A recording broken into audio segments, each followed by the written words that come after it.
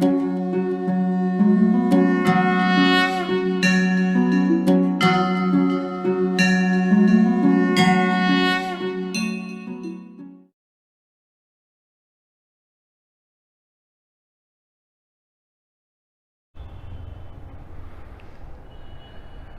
friends, how are you? Good morning everybody. આશા રાખું છું કે બધા જ વહાલા વિદ્યાર્થી મિત્રો તેમજ તમારા પરિવારજનો સૌ કુશળ મંગળ હશો, સ્વસ્થ હશો, તંદુરસ્ત હશો. મિત્રો, લાસ્ટ લેક્ચરની અંદર આપણે ભણ્યા કમ્પ્લીટ ધ સેન્ટેન્સનો ટોપિક નંબર 7 એટલે કે એડવર્બ ક્લોઝ ઓફ કોન્ટ્રાસ્ટ. દોસ્તો, આજે આપણે એડવર્બ ક્લોઝનો જ ત્રીજો પ્રકાર, બે પ્રકાર આપણે ભણી ગયા, adverb clause of time, adverb clause of contrast, અને હવે ત્રીજો પ્રકાર ટોપિક નંબર 8ની અંદર આપણે ભણવા જઈ રહ્યા છીએ, એડવર્બ ક્લોઝ ઓફ રીઝન. રીઝનનો અર્થ થાય છે દોસ્તો કારણ. તો અહીંયા કારણને પરિણામ સાથે જોડવાની વાત છે. જ્યારે કોઈ બે વાક્યો વચ્ચે કારણ પરિણામનો સંબંધ હોય છે તો એ બે વાક્યોને પરસ્પર કેટલી રીતે અને કેવી રીતે જોડી શકાય એની આપણે અહીંયા ચર્ચા કરવાના છીએ. તો મિત્રો, આગળના ટોપિકની જેમ જ 3 પ્રકારના વાક્યો, કમ્પાઉન્ડ, કોમ્પ્લેક્સ, સિમ્પલ, મિશ્ર વાક્ય, જટિલ વાક્ય, સાદું વાક્ય. અહીંયા મિત્રો કમ્પાઉન્ડ સેન્ટેન્સ બનશે સો, ધેરફોર કે હેન્સ વડે, અને આ સો, ધેરફોર, હેન્સ નો ગુજરાતી અર્થ થાય છે તેથી.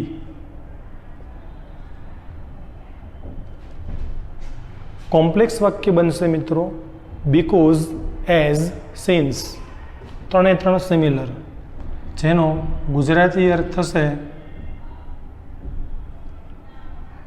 કારણ કે. અને મિત્રો સિમ્પલ સેન્ટેન્સ બનશે because of, on account of કે ઓવિંગ ટુ વડે, અને ચોથું કનેક્ટિવ છે એનું ડ્યુ ટુ, પણ એનું સ્ટ્રક્ચર અલગ છે. Because of, on account of, owing to, due to. 4નો ગુજરાતી મિનિંગ તો સરખો જ, અને ગુજરાતી મિનિંગ છે ને કારણે અથવા ને લીધે, ને કારણે અથવા ને લીધે. તો મિત્રો ટોટલ આજે આપણે 4 સ્ટ્રક્ચર ભણવાના છીએ. એક સ્ટ્રક્ચર કમ્પાઉન્ડ સેન્ટેન્સનું, જેમાં સો, ધેરફોર કે હેન્સનો ઉપયોગ કરીશું. એક સ્ટ્રક્ચર કોમ્પ્લેક્સ સેન્ટેન્સનું, જેમાં બીકોઝ, એઝ, સિન્સનો ઉપયોગ ભણીશું. અને બે સ્ટ્રક્ચર સિમ્પલ સેન્ટેન્સના, જેમાંનું એક છે because of, on account of, owing two વડે, અને બીજું સ્ટ્રક્ચર છે ડ્યુ ટુ વડે.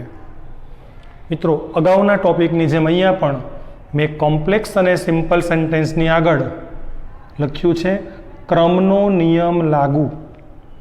જી હા, અહીંયા પણ ક્રમનો નિયમ લાગુ છે. હવે તમે સમજી શકો છો આ ક્રમનો નિયમ એટલે શું, વાક્યના ક્રમને તમે ઉલટાવી શકો છો.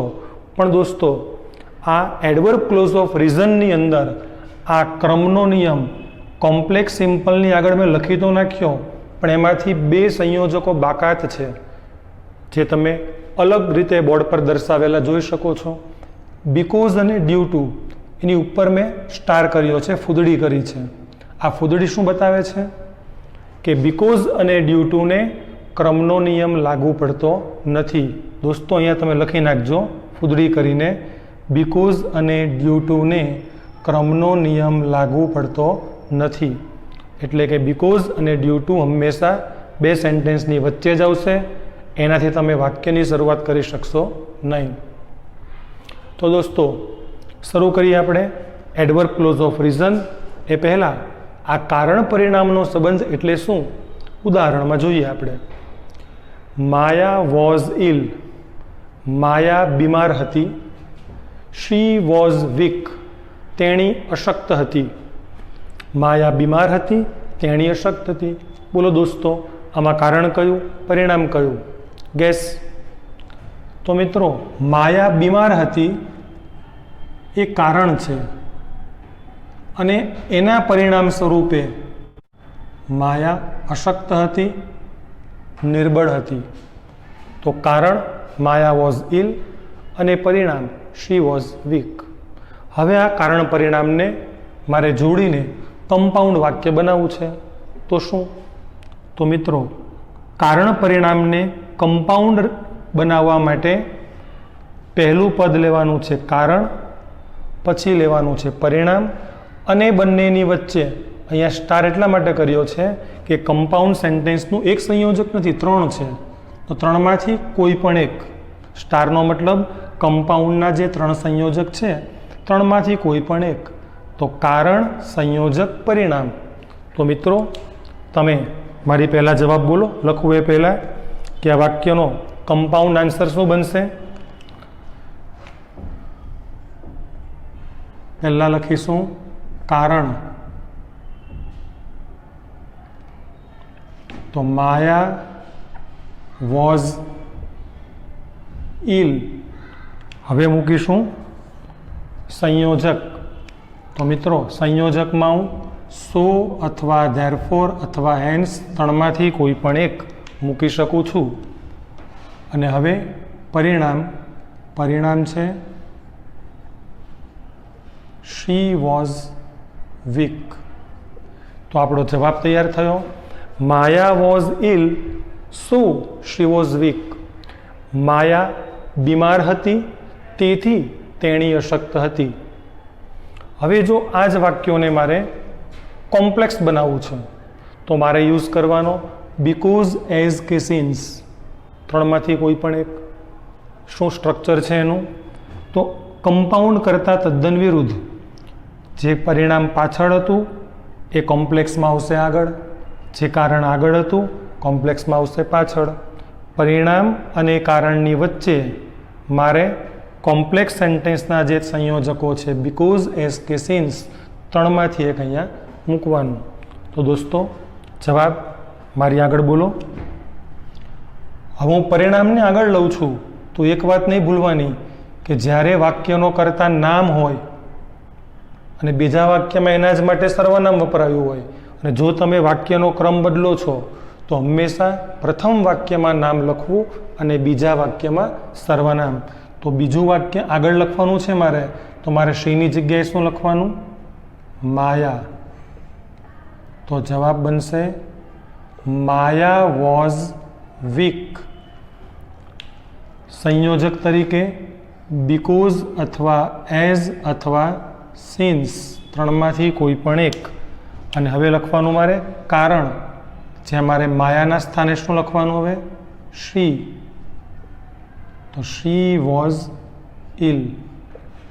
તો ફરી એકવાર જવાબ Maya was weak because she was ill. Maya અશક્ત હતી કારણ કે તેણી બીમાર હતી. અન્ડરસ્ટેન્ડ દોસ્તો? વાત કરીએ આપણે હવે સિમ્પલ સેન્ટેન્સની. સિમ્પલ સેન્ટેન્સમાં પણ પહેલું સ્ટ્રક્ચર ભણીશું આપણે because of, on account of, owing to. એ પહેલાં દોસ્તો ઉપર આપણે જરા ક્રમની વાત કરી લઈએ કે જો આ કોમ્પ્લેક્સ આન્સરને મારે ક્રમનો નિયમ લગાવીને લખવો છે. બીકોઝ તો બેન છે, બીકોઝ ઉપર બેન લાગેલો છે, એમાં ક્રમ નહીં બદલી શકે. પણ માનો કે અહીંયા એઝ કે સિન્સ મૂક્યું છે મેં અને હું ક્રમ બદલાવવા માગું છું, તો દોસ્તો જવાબ શું બનશે? તો આટલો ટુકડો અહીંયા એઝ કે સિન્સ છે એવું માની લો, તો આ ટુકડો ઉચકીને ક્યાં આવી જશે? આગળ. આ ટુકડો પાછળ. તો આગળ જે ટુકડો આવશે એમાં નામ લખાશે. તો જવાબ બનશે એઝ માયા વોઝ ઇલ અલ્પ વિરામ શી વોઝ વીક. અને જો સિન્સ મૂકું તો સિન્સ માયા વોઝ ઇલ અલ્પ વિરામ શી વોઝ વીક. આમ કોઈ પણ ક્રમમાં હું લખી શકું, પણ એઝ અથવા સિન્સ હોય તો, બીકોઝ હોય તો નહીં, કેમ કે બીકોઝ ક્રમના નિયમને ફોલો કરતો નથી. સિમ્પલમાં પહેલું structure because of, on account of, owing two વડે. તો મિત્રો સિમ્પલનું પહેલું સ્ટ્રક્ચર. કોમ્પ્લેક્સ અને સિમ્પલના સ્ટ્રક્ચરમાં પદનો ક્રમ સેજ પણ બદલાયો નથી. પરિણામ, સંયોજક, કારણ. પણ ફરક શું દેખાય છે બંનેમાં? કે કારણ ઉપર લાલ સર્કલ કરેલું છે, આ લાલ સર્કલનો મતલબ શું? અહીંયા લખ્યો છે કે આ સર્કલનો મતલબ ફેરફાર સાથેનું વાક્ય. કારણ દર્શક જે મૂળ વાક્ય છે એ મૂળ વાક્ય નથી લખવાનું, એમાં ફેરફાર કરીને લખવાનું છે. શું ફેરફાર કરવાનો સર? તો નીચે એનો જવાબ છે આ ફેરફાર ટોપિક નંબર 7માં સિમ્પલ સેન્ટેન્સમાં કરેલ ફેરફાર મુજબ જ કરવો. તો મિત્રો તમારા ચોપડામાં આની આગળનો 7મો ટોપિક ખોલો અને એમાં સિમ્પલ સેન્ટેન્સનું સ્ટ્રક્ચર જુઓ. સેમ એ નિયમ તમારે અહીંયા ઉતારવાના છે. મેં ફરીથી લખ્યા નથી.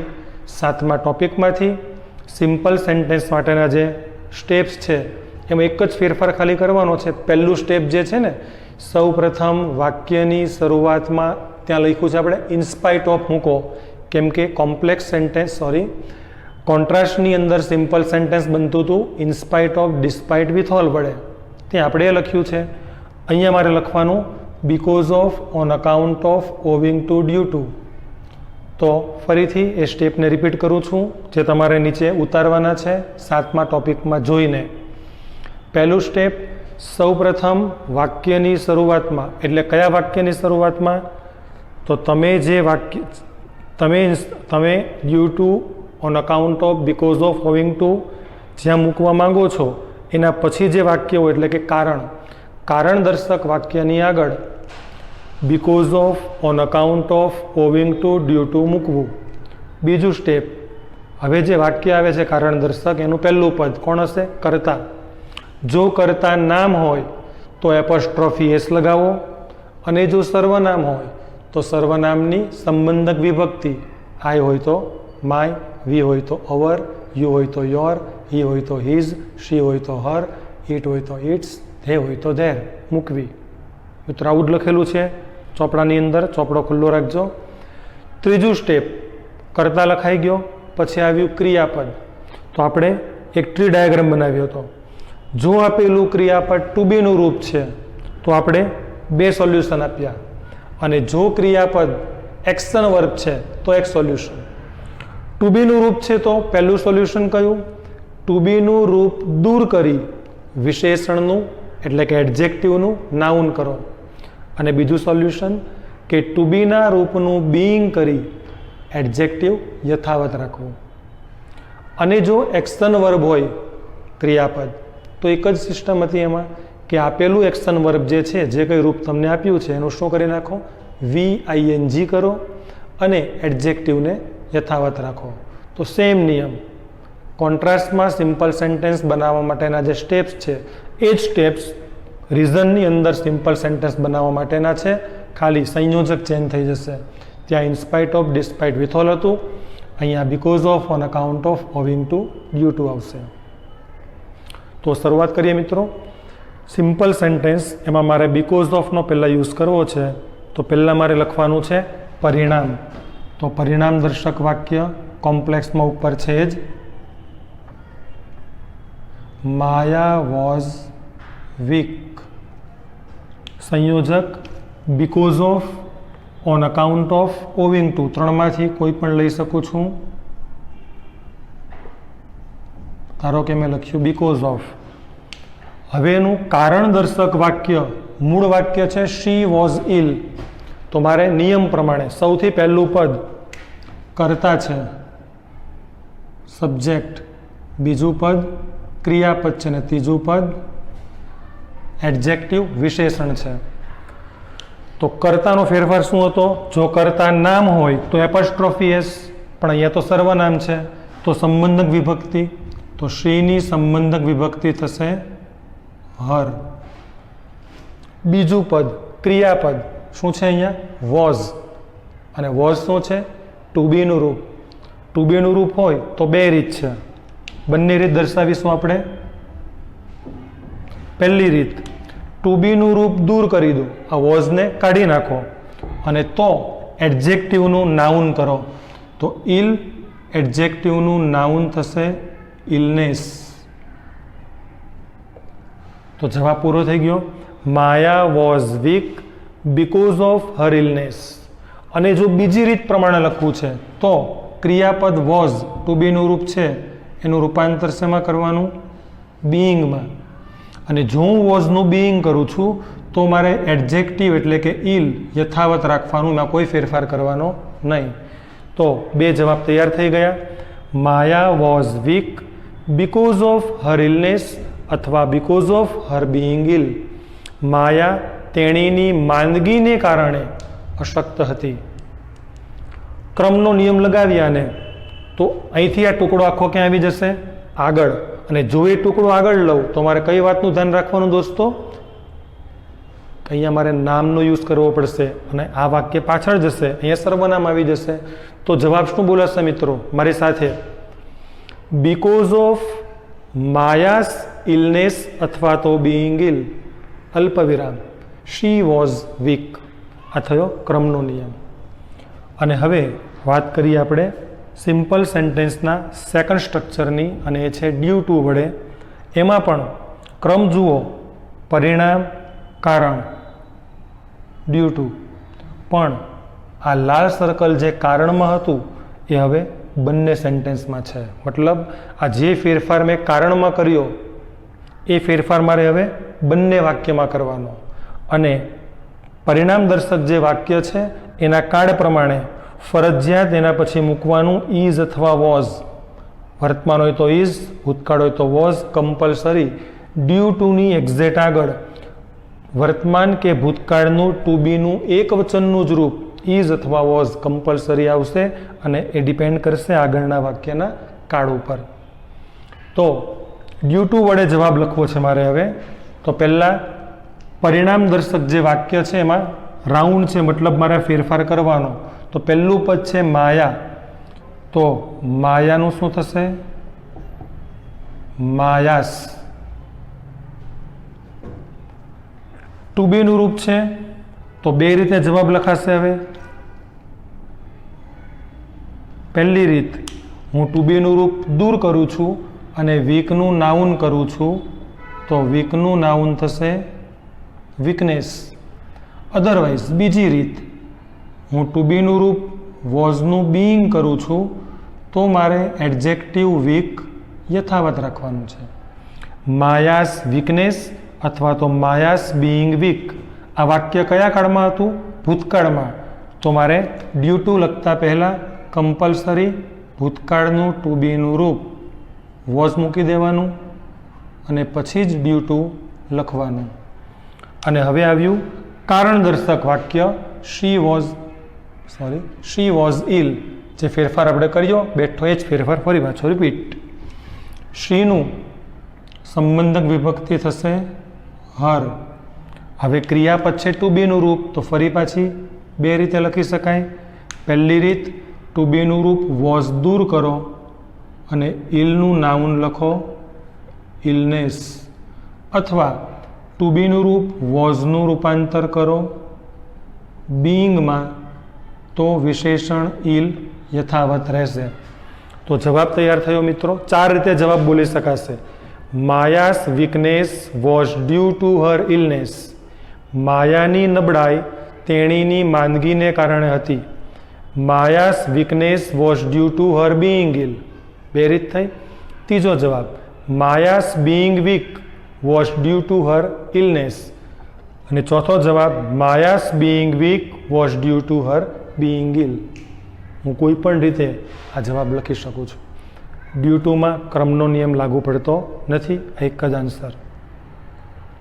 તો મિત્રો અહીંયા એક વાત તમને મારે ખાસ કરવાની છે કે તમને જે સેલ્ફ પ્રેક્ટિસના વાક્યો આપ્યા છે આ ટોપિકના, ડ્યુ ટુ વડે જવાબ બધે પોસિબલ નથી બનતો.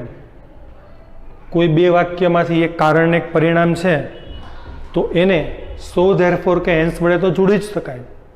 બીકોઝ એસ કે સિન્સ વડે તો જોડી જ શકાય. Because of on account of owing two વડે તો જોડી જ શકાય. પણ ડ્યુ ટુ વડે જોડી જ શકાય એવું કહી શકાય નહીં. કેમ? તો નોર્મલી કારણ દર્શક જે વાક્ય હોય છે એનું સ્ટ્રક્ચર કર્તા ક્રિયાપદ વિશેષણ પ્રકારનું જ હોય છે. પણ પરિણામ દર્શક વાક્યમાં પણ આ જ સ્ટ્રક્ચર હોય એ જરૂરી નથી. तो जो परिणाम दर्शक वाक्य में तमने कर्ता क्रियापद ने विशेषण न आप्युं होय तो त्यारे तमे एमां फेरफार करी शकशो नहीं। अने जो तमे परिणाम में फेरफार न करी शको, आ राउंड न करी शको, तो ड्यू टू वडे जवाब बनी शके नहीं। तो तमने जे सेल्फ प्रेक्टिसना वाक्यो आप्या छे 8मा टॉपिकना, ए दरेक वाक्य में ड्यू टू वडे जवाब बनशे ए जरूरी नथी। तो दोस्तों ये तमारे डिसाइड करवानुं छे कि कया सेंटेन्स में ड्यू टू वडे जवाब नहीं बने के बनशे।